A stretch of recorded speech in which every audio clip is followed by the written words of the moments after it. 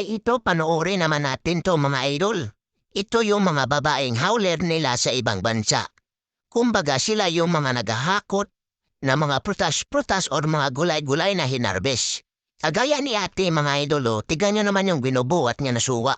Nako, sobrang lalaki talaga ng mga suwa na to. Siguro mga imported to, kasi sa ibang bansa naman eh.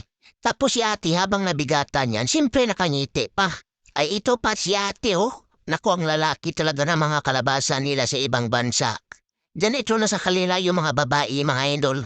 Talagang wala na yung pili-pili sa mga trabaho.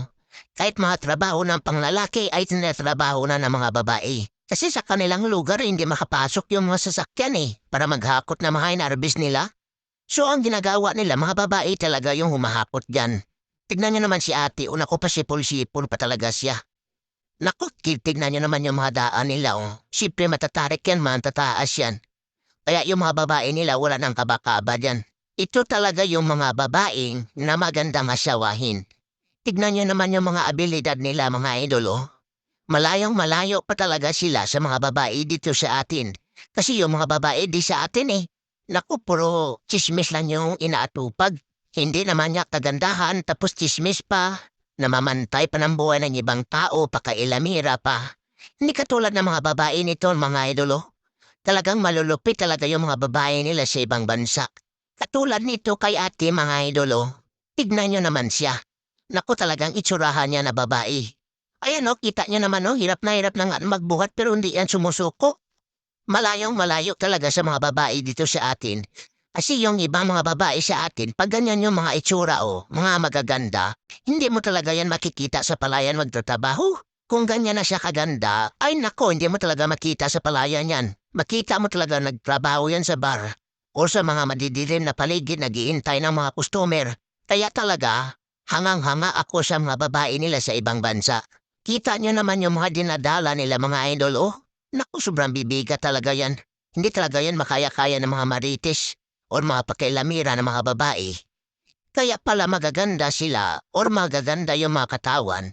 Kasi araw-araw exorcist lang ginagawa nila Ayan kita nyo isang kaing na mais. Siyempre araw-araw yung ginagawa ni ate. Kaya pala wala siyang bilbel. Kasi exorcist na yan O ito pa malupit mga idol Hindi lang pala mga prutas-prutas o mga gulay-gulay yung mga hinahakot nila. Kita nyo truso pa nga Tapos 2 bisis pa. Ako, sobrang bigat talaga yan mga idol Ang gaganda talaga ng mga katawan nila ayan si ate Naku, nakahakot siya ng 1 bisis na truso. Sobrang bigat talaga yan mga idol. Tapos ate, pakiyoko pa na nga ng konti para makita ko ng viewers natin. Ayan na, perfect na yung view na. Sobrang ganda talaga ng view pag nasa unahan ka.